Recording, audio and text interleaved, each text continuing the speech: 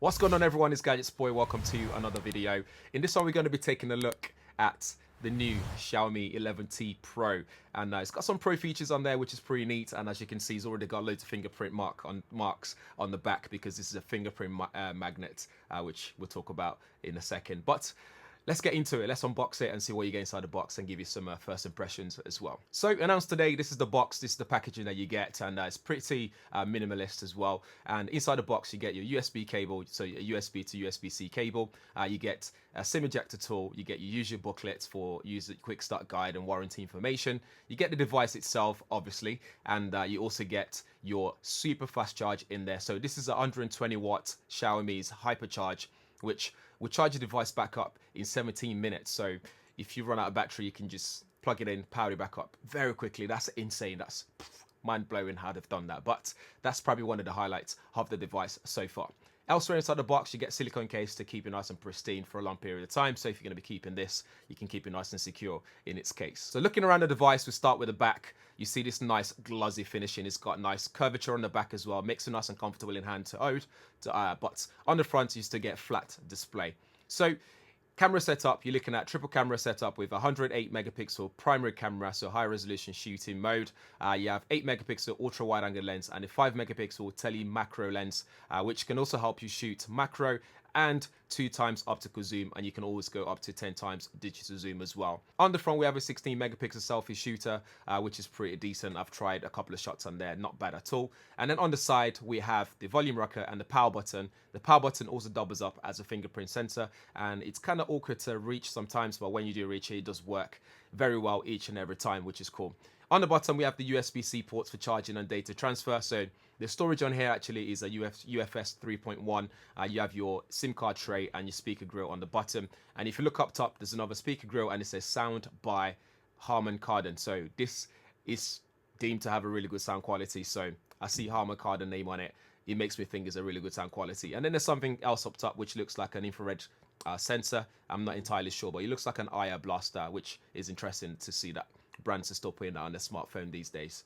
But that's pretty much it in terms of all around it. Let's get deeper a little bit further. So the display itself is a 6.67 Full HD Plus display, so 2400 by 1080p. And it looks really good because it's AMOLED display. You get always on display as well if you want to go into settings and activate that so you can see your time and date and maybe notifications, that kind of stuff. You can activate that and do so. This is actually one of the most affordable or more affordable Snapdragon 888 5G processor powered smartphone out there today, which is impressive because this one here will set you back £599, but there's an early bird offer, which I don't know how long that goes on for, where you can get this for £549. And there are different variants as well. So this is the 8 gigabytes of RAM with 256 gigabytes of UFS 3.1 internal storage, but there's also a 12 gig of RAM version as well with 128 gig of internal storage. So you can pick wisely in terms of what you'd actually need for data storage and capturing content. Two things that's missing on this device though is there's no wireless charging and there's no IP rating, but I'm assuming it's still going to be okay for splash proof and all that stuff. So I wouldn't worry too much about using this out and about at all, especially in the UK where it rains all the time.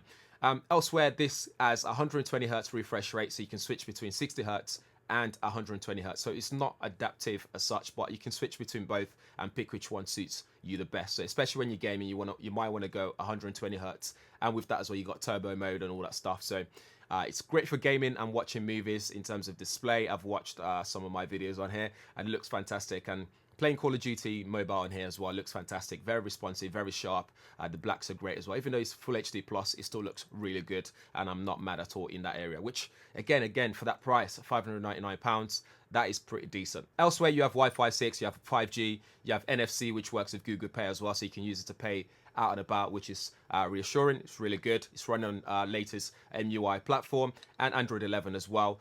So you got everything that's latest on there. That's good enough to allow you to power it up and use this in a very premium way for the price of not so premium smartphone that we get on the market these days. You also have TrueColor, Dolby Vision and HDR10 Plus as well, and the front glass is a Corning Gorilla Glass Victus, so this will keep it nice and safe in terms of if you accidentally drop it. If we get into camera settings, we can see what the options are there available to you. So if you go into photo, you can shoot ultra wide, you can shoot standard, and you can go 2 times optical, or you can zoom all the way out and go zoom in, sorry, and go all the way to 10 times digital zoom as well, which gets a bit shaky. You also have pro mode available to you, so you can do things like white balance and all that stuff if you wish to do so. And inside video mode, if you go into settings, we can see that you get the option available to shoot at 1080p at 30 frames per second, and you can also shoot 4K at 60 frames per second, and you have 8K at 30 frames per second. Again, something that's pretty cool to have on a phone that costs £599. If we go into more settings, you have the option for 108 megapixel high resolution mode, and you've got other options there as well, like vlogging and all that stuff. So if you find those things useful, you might be able to do that on here comfortably. In sound settings, you have the options to switch on Dolby Atmos, so again, improve sound quality. You can change your presets, for example. You can even have a graphic equalizer. You can have a custom one for yourself if you know how to tweak that kind of stuff.